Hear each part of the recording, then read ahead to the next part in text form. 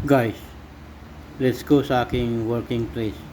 Ipapakita ko sa inyo kung saan ako nagtatrabaho. Para malaman nyo kung saan.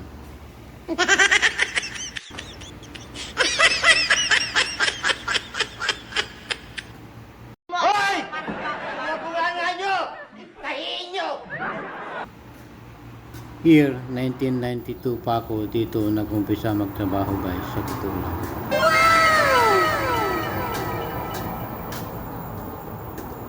Marami po akong ups and downs sa lugar na ito. Pero hanggang ngayon, nandito pa rin ako guys. What? Bro, what are you talking about, man?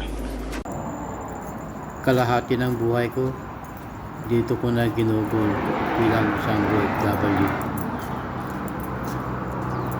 Diba guys? Kung isipin mo, halos ang buhay ko nandito na. Kalahati ng buhay ko nandito na.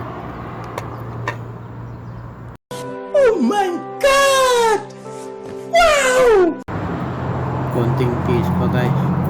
Pag nakaipon ako ng aking puhunan, uwi na ako for good. Huwag mong subukan. Masisira ang buhay mo. Promise ko yan guys, walang halong biro.